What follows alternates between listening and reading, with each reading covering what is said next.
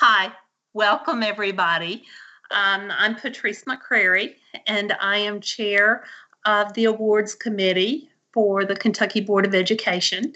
And I have with me my able-bodied members, and welcome. Thank you for coming and spending this time as we kind of celebrate a lot of some good things that are going on across the Commonwealth. Before we begin, I would like to share a few notes, just a few little housekeeping pieces of information. This meeting must also comply with the requirements of the Open Meeting Act. Accordingly, Kentucky Board of Education members must ensure that video is streaming and that you may be seen at all times throughout the duration of this meeting. Since there are only 3 of us who are on this committee and we will be interacting, you are not going to have to mute your mic during this time. So there will be no mentioning of you're muted, and having you mute and unmute your mic. So don't worry about that, but be very aware that this is going to be publicly broadcasted, and so all discussions will be open to the public. There will be 2 moments in time where we will be required to have a vote, and Jennifer will do the roll call during that time, and you will simply respond the same as you do in any of our meetings. State your name, pause for a moment, and then share I vote for and whatever. So the final housekeeping piece of information is if you have any other electronic devices, those might cause some disruption to our sound. So if you will silence or turn off any of those, that would be greatly appreciated. All right. I am very happy that we are getting together to do this. Before we step into the process and we talk about the actual award, I want to say a special thank you for taking the time and the effort it took to dig into these nominations. I was very pleased to see the number that came our way and to see the quality that came our way. So thank you very much. You 2 ladies that are joining me here, you are greatly appreciated. And Jennifer, thanks for keeping us on task with it. Let's have a roll call. Let's see. Shouldn't take long. Let's do it. Okay. Claire Batt. Claire Batt is present. Now, no pressure today, but you're the first on the alphabet, Claire, so don't let us down. Joanne's not here. So nicely done. Patrice McCrary. Patrice McCrary. I'm here. And Lou Young. This is Lou Young. I'm here. All right. Thank you. Thank you, Jennifer, and thank you, ladies. Now, for public record, let me very quickly review the criteria for the actual award and for the scoring of the award for the public. So I'm going to actually read that to you all. The late Dr. Johnny Grisham served at the Kentucky Department of Education in the role of Associate Commissioner for the Office of Special Instructional Services. She provided steadfast commitment, service, and leadership, striving to help all students achieve at high levels regardless of their disabilities. This award is given in the spring of each year to a Kentuckian or a Kentucky organization to honor outstanding dedication to improving student achievement for students with disabilities. The criteria for the award includes leadership or implementation of innovative practice and curriculum, instruction or assessment that leads to improved learning, post-secondary or workforce outcomes for students with learning or behavior differences, and this and becomes very important in the process, and district or schools demonstrating significant improvement or sustained excellence in learning or behavior outcomes for students with learning or behavior differences. It was an absolute honor to read all of these and to see the marvelous things, the treasure trove of experiences taking place across the Commonwealth for our students with special needs. We have an army of individuals out there working to equalize that field and develop fairness and equity across the Commonwealth. I also, before we begin the discussion, want to say thank you to Jennifer. As educators, we were pretty adamant about having a scoring guide. So speaking of equity and fairness, thank you, Jennifer, for spearheading our scoring guide and allowing us to have input in it and making it something that will justify our responses to this. So thank you. There's nothing like a good rubric. Exactly. It was most helpful. So now, committee members, you were asked to review the candidates prior to this meeting, and I know you have. So I ask that you have your top 5 candidates. Now, before we go into this discussion, just a quick reminder, we are not supposed to share names. Although when we received the information, they were redacted. So that should not be an issue at all, but any other determining factor that might identify these individuals, we need to make certain that we protect that privacy. So let's go. Lou, would you like to share your numbers, the top 5? Yes, I do have one process question in that it is my understanding that 18 and 19 are the same nominee with 2 different nominators. That is my understanding. Correct, Jennifer? That is correct. And is the nominee in 18 and 19 allowable under the "and" that Patrice mentioned? Yes. Okay, correct. That's what I thought. So my number 1 is 1819. My number 2 is 5. Oh, I'm sorry. My number 2 is 4. My number 3 is 5. I had put these back in numerical order. I'm sorry. I did it backwards. My number 4 is 8.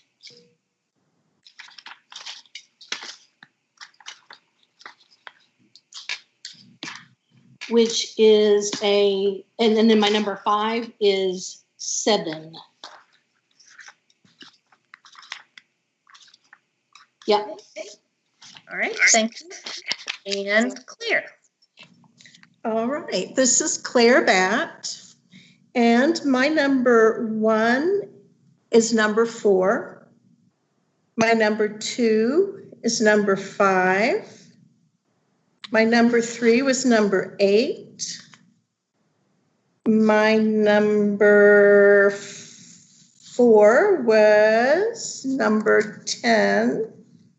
And my number 5 was number 13. Okay. I'm going to share mine with you now.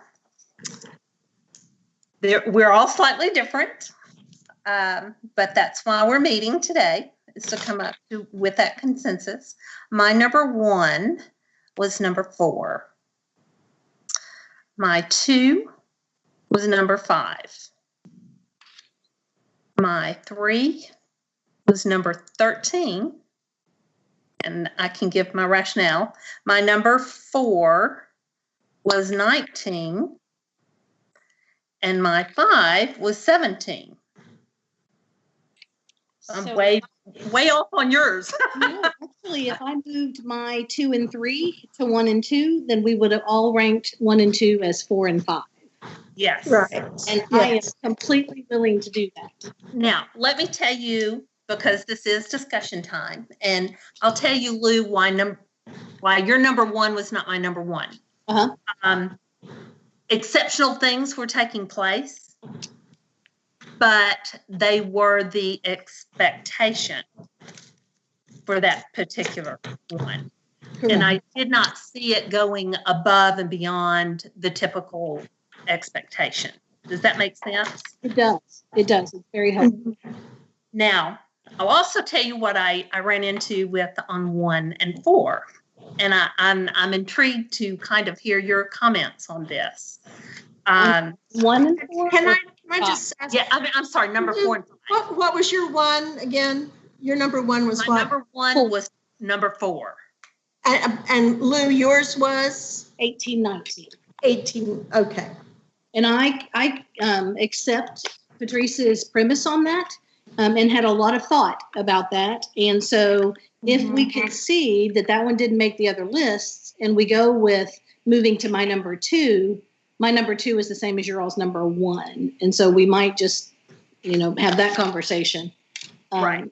And I'm 100% comfortable with that. That is not a hardship or concession on my part.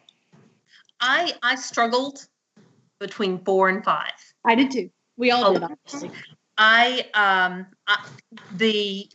Mine came down to bonus points, to be perfectly honest with you. Uh-huh. And the leadership aspect took it up by by a point or so. Correct. So my question was, could we have both? That was my question. It crossed my mind, since we're talking about the same place, since we know the same place, and because 5 does give a nod to the team, I think that would make sense, although there is some cleanliness to going with number 4 because of the leadership there.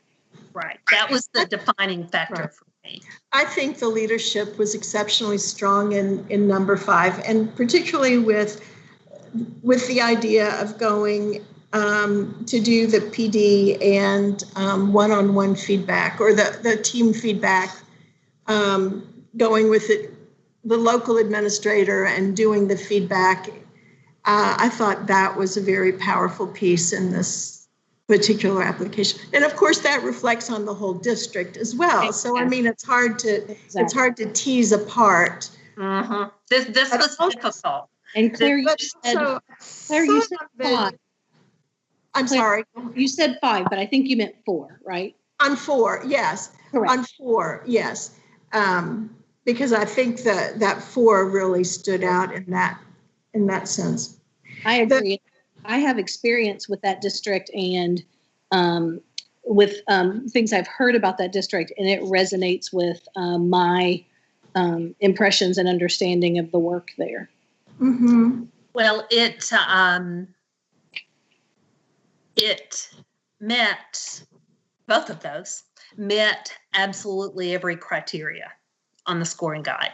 There was not an empty spot. It hit not only the ors, but it hit all the ands.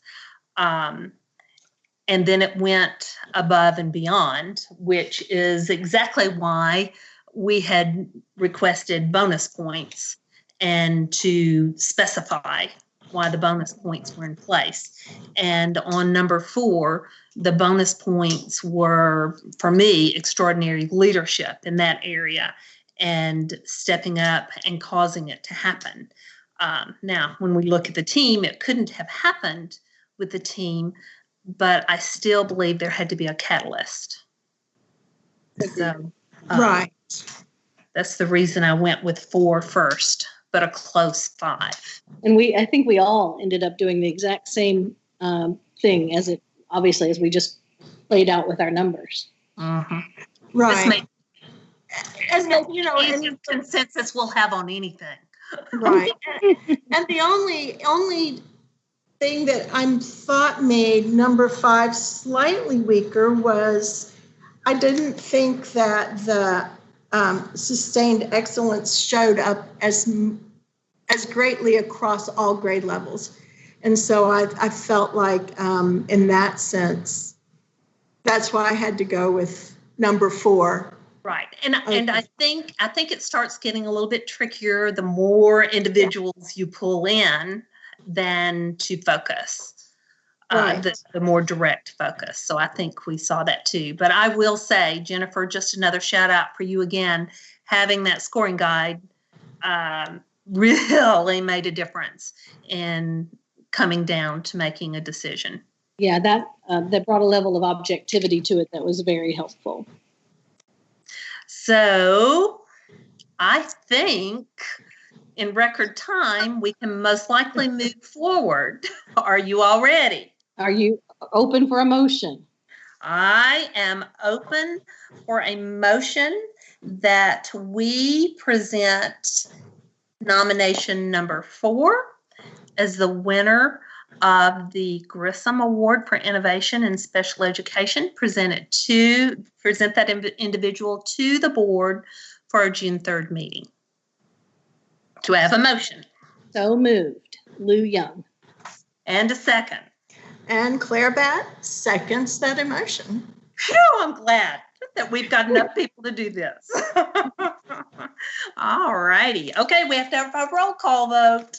That's right. Here we go. Claire Batt. This is Claire Batt who votes yes. Excellent. Nicely done. We're doing great. Patrice McCrary.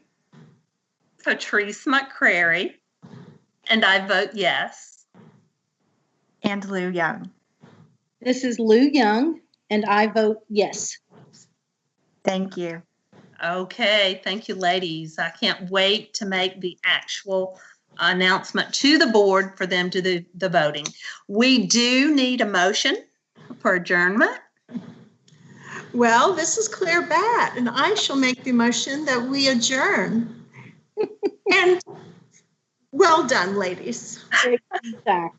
I will second Claire's motion, and thank you very much, Patrice, for your leadership on that efficient meeting. Oh, excellent. Excellent. Thank you so much. And again, thank you for the time you put into it prior to the meeting. That's what made this part of it run so smoothly. So I agree with Jennifer when I say your commitment is outstanding. So thank you very much.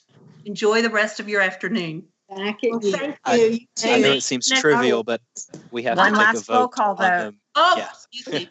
One more roll call. That's right. One. We can't forget that. Excuse me. Okay, here we go. One last time. Claire Batt. This is Claire Batt. I vote yes. To Patrice adjourn. McCrary. This is Patrice McCrary. I vote yes. And Lou Young. This is Lou Young. I vote yes.